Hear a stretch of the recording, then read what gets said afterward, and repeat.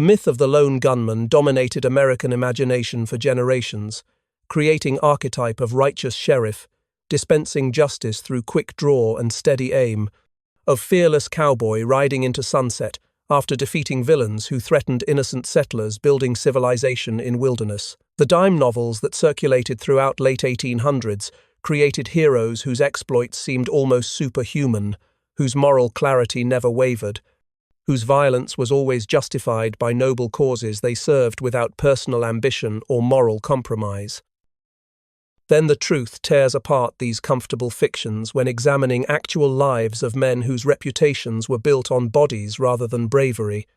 whose survival depended more on willingness to shoot first than on adherence to codes of honor that never existed outside romanticized accounts written by people who never witnessed violence they described.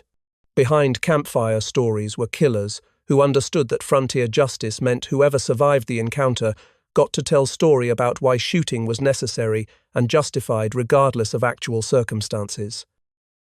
The West wasn't heroic landscape where good triumphed over evil through courage and righteousness, but was hungry place where desperation drove men to violence, where lawlessness was normal rather than exceptional, and where survival required moral flexibility that civilized society would have condemned. The men celebrated as heroes were often opportunists who killed when killing served their interests, who wore badges when badge provided legal cover for violence, who cultivated reputations through self-promotion rather than through deeds that justified fame they achieved. How the West lied to itself becomes clear when comparing actual historical records with myths that emerged almost immediately as journalists, entertainers, and the gunfighters themselves recognized that violent frontier was better selling point when violence was framed as heroism rather than as desperate struggle for survival and dominance. The lie was collaborative effort, where reality was too brutal and morally ambiguous to celebrate, requiring transformation into stories where violence served justice rather than self-interest, and where killers became heroes through careful editing of inconvenient truths. The showman with silver eyes was Wild Bill Hickok, whose striking appearance and theatrical personality made him perfect subject for journalists seeking colorful characters to fill newspapers with exciting stories about frontier adventures. Hickok was handsome in era when photography was making appearance matter for celebrity, his long hair and carefully cultivated appearance distinguishing him from ordinary frontiersmen who cared nothing for style. His charm worked on writers who transformed minor incidents into legendary confrontations through prose that emphasized Hickok's coolness under fire and deadly accuracy with pistols. His rise through newspapers began when journalists discovered that readers craved stories about gunfighters, making Hickok valuable commodity, whose cooperation with writers ensured favorable coverage that enhanced his reputation, while providing income through appearances where paying audiences could see famous gunfighter in person. Stage shows featured Hickok performing trick shots and telling stories about encounters that grew more dramatic with each retelling, creating feedback loop where theatrical performances reinforced journalistic accounts that drew audiences to performances. Faked heroics became part of Hickok's act, as he recognized that maintaining celebrity required continuing stream of exciting stories, leading him to embellish minor confrontations or invent incidents entirely when actual violence did not provide material sensational enough to sustain public interest. The first celebrity gunslinger understood that reputation was currency on frontier, where being known as dangerous man provided advantages in gambling, law enforcement, and personal disputes, where opponents thought twice before challenging someone reputed to be deadly with weapons. Hickok's seemingly unstoppable image was carefully constructed through selective storytelling that emphasized successful gunfights while minimizing or omitting incidents where he avoided confrontation, made mistakes, or showed fear that would have contradicted heroic narrative. The reality was more complex than legend suggested, but complexity did not sell newspapers or fill theaters with audiences paying to see frontier hero whose actual experiences were less dramatic than stories required them to be. The killings behind legend revealed pattern of ambush shootings where Hickok killed from concealment or surprise rather than through fair fights that dime novels described, demonstrating that survival on frontier required eliminating threats before they could shoot back, rather than allowing opponents sporting chance that might get you killed. His most famous gunfight in Springfield involved shooting Dave Tutt from 75 yards in public square. Impressive marksmanship, but hardly the close-range, quick-draw duel that later accounts described as typical gunfighter confrontation. Drunken violence characterized several of Hickok's killings when alcohol removed inhibitions and led to confrontations that sober judgment might have avoided, showing that legendary gunfighter was human being whose decisions were impaired by whiskey and whose violence was not always calculated response to genuine threats. His killing of his own deputy Mike Williams during confused nighttime confrontation in Abilene demonstrated that even skilled shooters made fatal mistakes when firing in darkness at sounds rather than clearly identified targets. Unnecessary killings accumulated throughout Hickok's career as he shot men over trivial disputes, gambling disagreements, and personal insults that could have been resolved without violence if Hickok had been willing to back down from confrontations. His reputation required him to win decisively. The West admired his aim, rather than questioning morality behind shootings, accepting violence as natural part of frontier life and viewing body count as measure of man's capability, rather than as evidence of character flaws or criminal behavior. The real record contradicted heroic image as examination of specific incidents, revealed that Hickok killed when he felt threatened, rather than waiting to determine whether threats were genuine, that he initiated violence as often as he responded to it, and that his famous coolness under fire was partly because he usually arranged circumstances to favor his survival rather than accepting fair fights where outcomes were uncertain and where he might have been the one killed. The man who sold himself as law was Wyatt Earp, whose long life allowed him to personally shape historical memory through selective storytelling and cooperation with writers, who transformed his violent career into narrative of frontier justice, imposed by incorruptible lawmen. Earp was simultaneously gambler, whose income came from activities that respectable society condemned, businessman who invested in saloons and brothels, and self-promoter who recognized that reputation as effective lawman provided opportunities for profit that outlaws and common gunfighters could never access. Wyatt Earp cultivated image of purity despite personal life that contradicted Victorian morality he claimed to enforce as peace officer in Kansas cowtowns and Arizona mining camps. His frontier justice was selective, protecting business interests that employed him while harassing competitors and troublemakers who threatened establishments where he held financial stakes or personal relationships. The lawman was also criminal, who bent rules when convenient, and who used badge as license for violence that would have been prosecuted if committed by citizens he supposedly protected. The image of incorruptible officer was central to Earp's self-mythology, requiring constant maintenance through careful control of information about incidents that contradicted narrative of principled enforcement of law without regard to personal benefit. He cooperated with early biographers who presented sympathetic accounts while using legal threats against those who published unflattering versions of events, demonstrating that controlling historical narrative required active effort to suppress inconvenient truths rather than simply telling his version of disputed incidents. Earp's success in shaping his legend was remarkable, given that many contemporaries knew different version of events from official story he promoted, but those alternate accounts were not published widely until after Earp's death, when witnesses felt free to contradict authorized version without fearing lawsuits or retaliation from man who had killed people for lesser offenses than publicly challenging his reputation for courage and integrity. The vendetta ride of blood followed the gunfight at OK Corral when Earp and his brothers killed members of Cowboys' faction in Tombstone, triggering cycle of retaliation where Earp's brother Morgan was murdered and where Wyatt responded through extra-legal killings that he justified as enforcing law despite having no legal authority for executing suspects without trial. Illegal killings accumulated during vendetta as Earp hunted men he blamed for Morgan's death, shooting them without attempting arrest and without legal process that would have exposed his actions to scrutiny by courts that might have questioned whether summary execution was legitimate law enforcement. Personal revenge disguised as justice characterized Earp's vendetta as he claimed to be pursuing outlaws who had murdered peace officer, but his methods revealed that vengeance rather than legal procedure motivated campaign where suspects were killed rather than captured, and where Earp fled Arizona to avoid prosecution for murders committed under color of law. The bodies left behind after OK. Corral included both cowboys killed in initial gunfight and additional victims shot during vendetta ride, creating casualty list that undermined Earp's claims to have been defending law and order against lawless elements.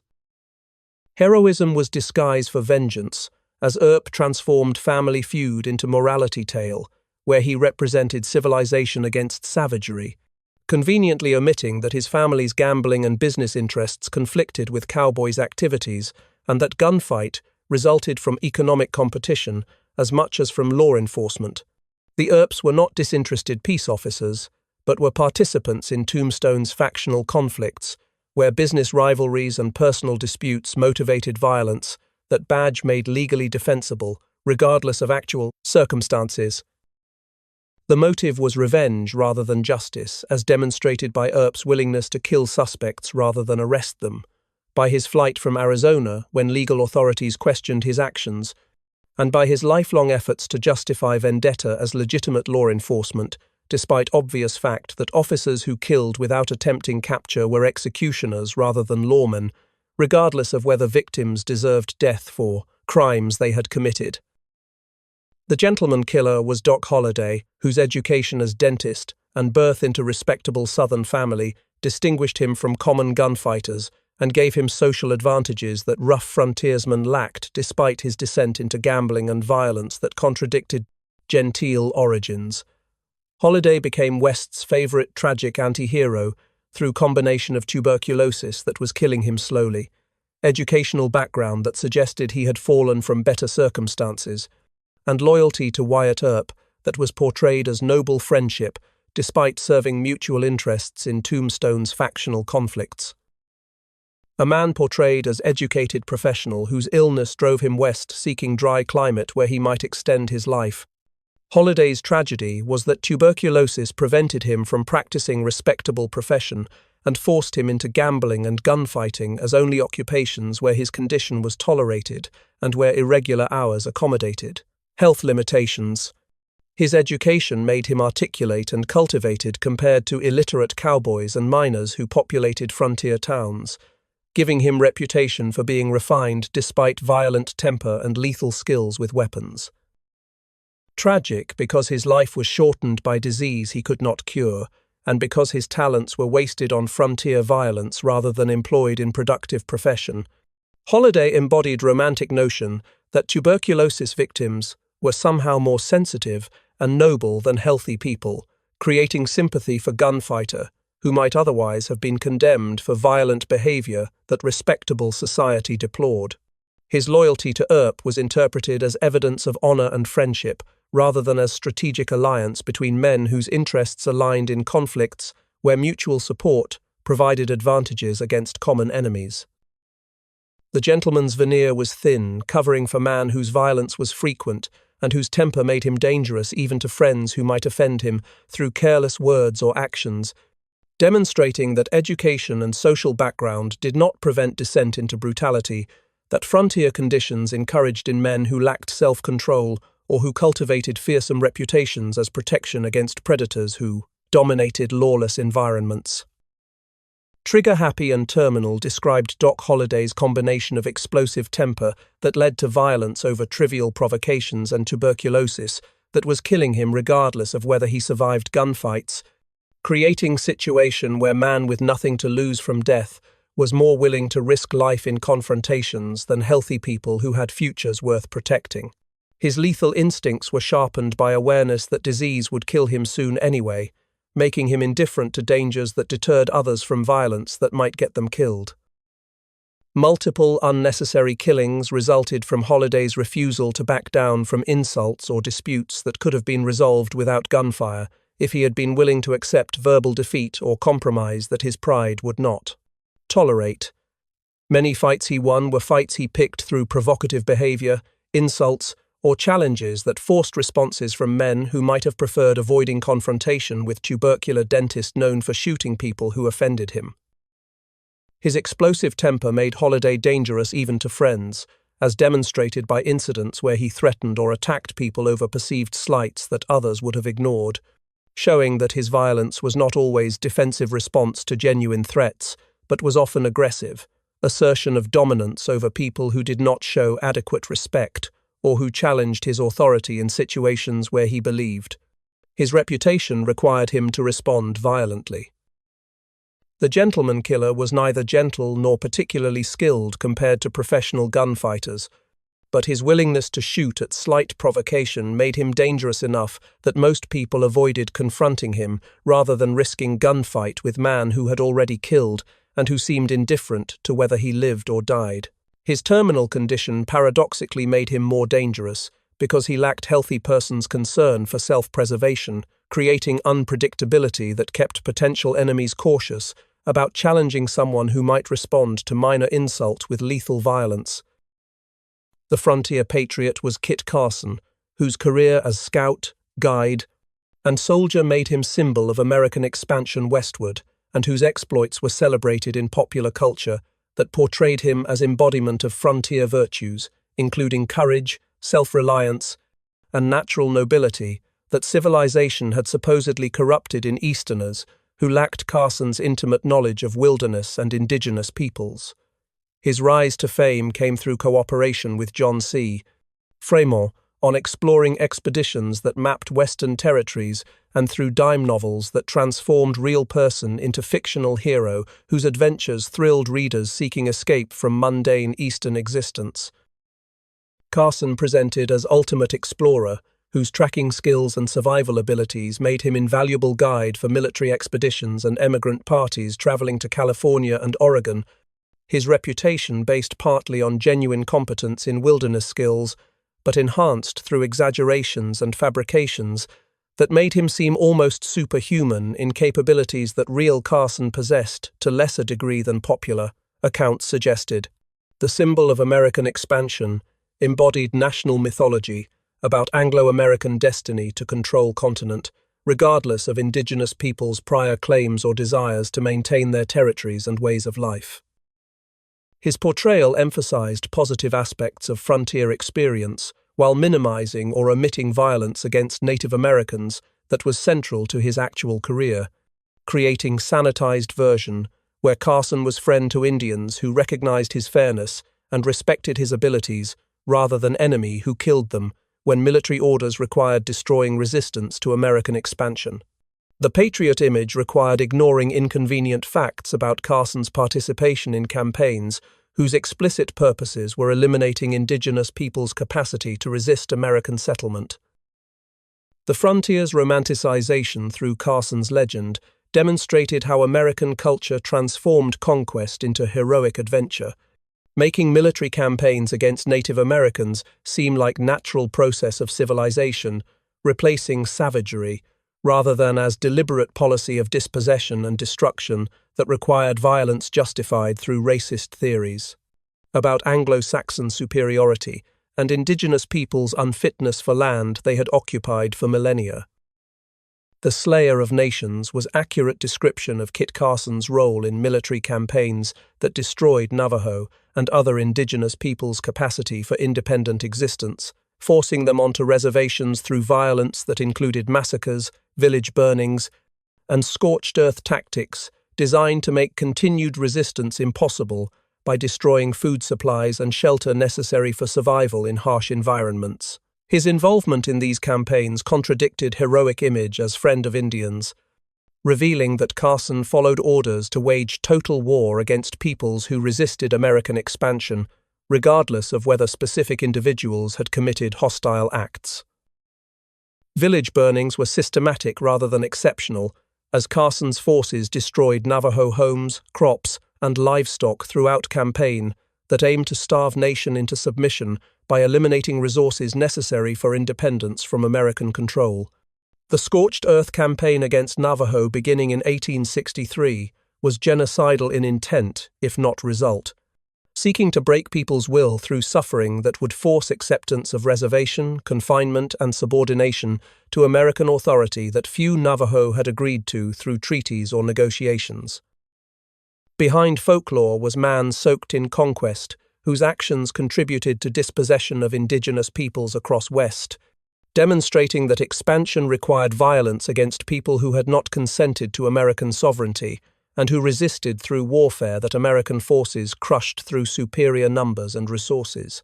Carson's participation in this violence was not reluctant but enthusiastic, as he accepted military commissions and executed orders with efficiency that superior officers praised while ignoring or justifying suffering inflicted on indigenous populations. The Slayer's legacy was complicated by fact that he also negotiated with Native Americans, married indigenous women, and sometimes advocated for fairer treatment than military and civilian officials typically provided, creating contradictory figure who participated in cultural destruction while maintaining personal relationships with indigenous peoples he helped to conquer. This complexity was erased in popular accounts that portrayed him as either noble frontier hero or as genocidal villain, without acknowledging that he was both simultaneously. The sheriff who shot Billy the Kid was Pat Garrett, whose killing of notorious outlaw made him famous, and whose subsequent career trading on that fame demonstrated how single act of violence could generate lifetime of opportunities. For man who understood that being gunfighter who killed, famous criminal was more valuable than actually being effective peace officer. Garrett was introduced to public as righteous lawman, who ended Kid's reign of terror through dedication to law and order that supposedly motivated his pursuit of outlaw through New Mexico territory, where Billy the Kid had escaped from jail and was hiding among supporters who protected him from authorities. His reputation as man who brought justice to lawless frontier was built entirely on killing Billy the Kid in July 1881, overshadowing rest of his career, where he was undistinguished lawman and failed businessman, whose main talent was self-promotion through cooperation with writers who transformed killing into heroic confrontation rather than nighttime. Ambush of unarmed man in darkened room. The righteous lawman image required emphasizing Garrett's determination to capture dangerous criminal while minimizing circumstances of actual shooting, that contradicted narrative of brave officer risking his life to bring outlaw to justice. Ending Kid's reign of terror was Garrett's claim to significance in Western history, making him remembered figure, while more effective lawmen who served longer and arrested more criminals were forgotten because they lacked single dramatic incident that captured public imagination and generated newspaper coverage that transformed local shooting into national news. The shooting made Garrett celebrity who spent rest of his life capitalizing on fame through book deals, political appointments, and business ventures that traded on reputation as man who killed Billy the Kid. The sheriff's fame demonstrated that Western heroism was often based on single violent act rather than on sustained service or genuine accomplishment,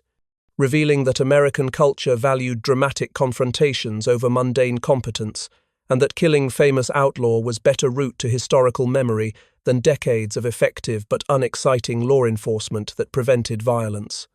rather than creating spectacular incidents that journalists could sensationalize.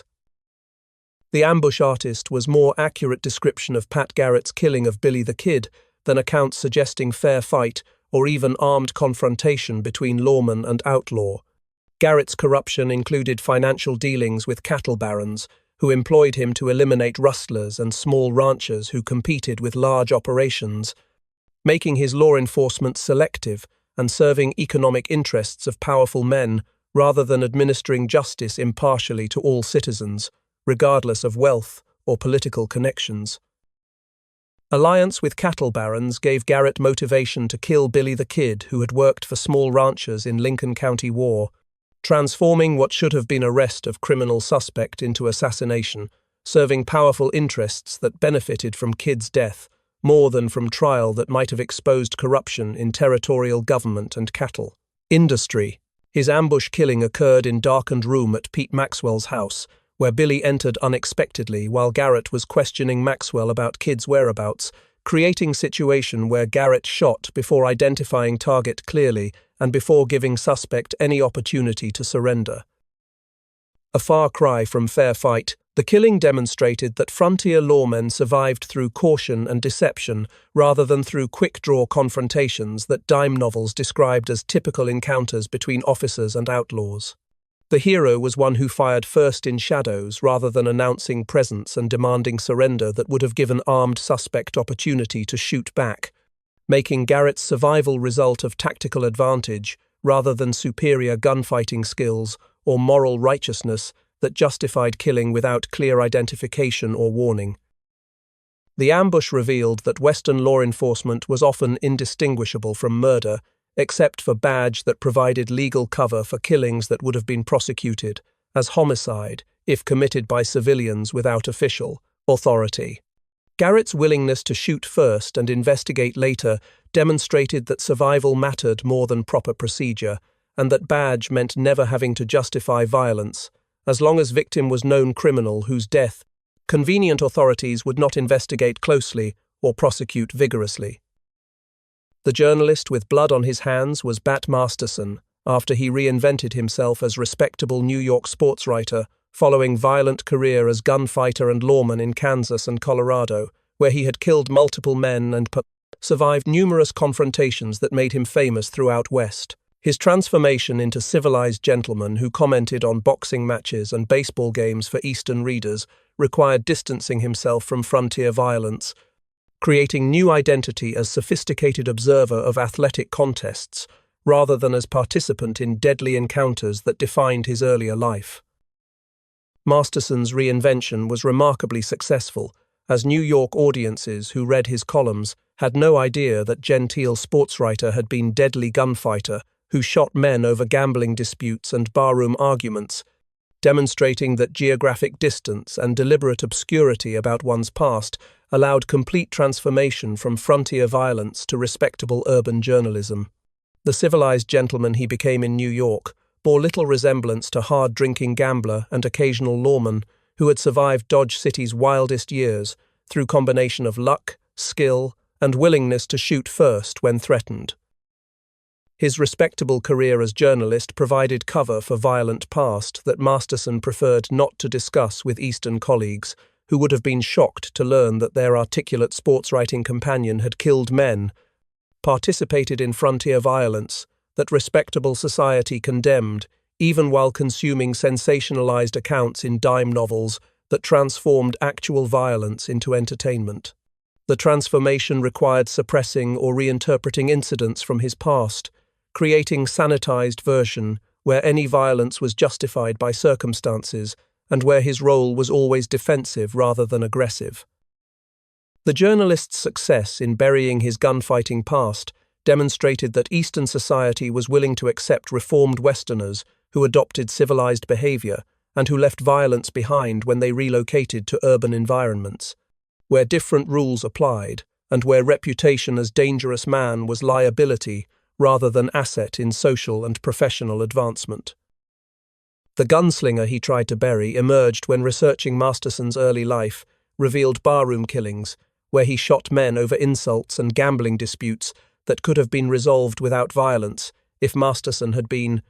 willing to back down from confrontations. His pride required him to win decisively. Paid gunfights demonstrated that Masterson hired out his skills to cattlemen and business interests who needed muscle to intimidate competitors or eliminate troublesome individuals,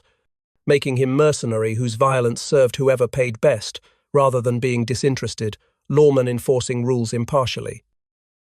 Explosive temper led to violence that Masterson later regretted, but that seemed justified at time, when frontier culture valued immediate response to perceived insults, and when backing down from challenges was interpreted as cowardice that invited future provocations.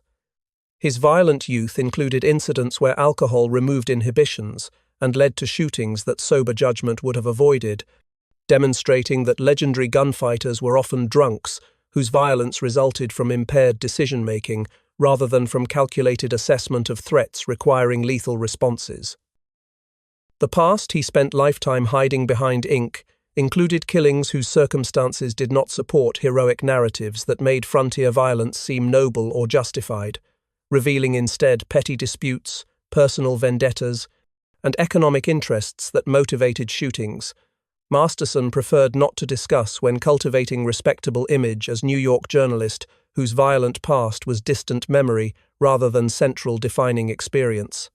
His efforts to bury this history were mostly successful during his lifetime, as Eastern colleagues knew little about his frontier career, beyond vague awareness that he had been Western lawman before entering journalism. The gunslinger's burial was incomplete, as Western historians eventually reconstructed Masterson's violent career through newspaper accounts, court records, and testimony from people who remembered different versions of events than sanitized stories that Masterson told when pressed about his past. The revelation demonstrated that reinvention required constant effort to suppress inconvenient truths, and that historical memory eventually recovers facts that individuals tried to hide through selective storytelling and geographic distance from scenes of their earlier violence. The West, as it truly was, bore little resemblance to mythologized frontier that popular culture created through dime novels, Wild West shows, and eventually through films and television programs that presented sanitized version where violence served justice and where heroes were morally superior to villains they killed in fair fights governed by unwritten codes of honor. The myth of Noble West was product of storytellers rather than history, created by writers who recognized that audiences preferred exciting fiction to brutal reality and who transformed desperate violence into heroic adventure through selective editing that emphasized dramatic confrontations while omitting sordid details. The heroes were often killers whose violence exceeded what circumstances required and whose motivations included greed, revenge, and personal ambition as much as pursuit of justice or protection of innocent people. The killers were sometimes victims of circumstances beyond their control, driven to violence through economic desperation, cultural conflicts, or personal histories that left them few options for survival, in environments where law was weak and where might often determined right, regardless of moral principles, that respectable society claimed to uphold. The truth was far more brutal than legend suggested, including racial violence, economic exploitation, environmental destruction, and social chaos that characterized frontier expansion, but that mythologized accounts minimized or justified through appeals to manifest destiny and progress that supposedly excused whatever suffering was inflicted on indigenous peoples, Mexicans, Chinese immigrants, and others who stood in path of Anglo-American settlement. The violence was not redemptive or heroic, but was often cruel, unnecessary, and motivated by base impulses that civilized society condemned while celebrating frontier conquest. The West wasn't won by courage, but was written by men desperate for redemption, who transformed their violent pasts into heroic narratives through cooperation with journalists and biographers who needed compelling stories more than they needed accuracy. The lie became truth through repetition, until most Americans believed mythologized version rather than examining historical evidence, revealing that frontier heroes were complex figures whose violence served their interests as often as it served justice, and whose legacies were built on bodies they left behind while pursuing fame and fortune in lawless territories, where survival required moral compromises that respectable society preferred not to acknowledge. Thanks so much for watching. If you enjoyed this story, hit that like button, subscribe, and drop a positive comment below. It really helps the channel grow and keeps these stories coming.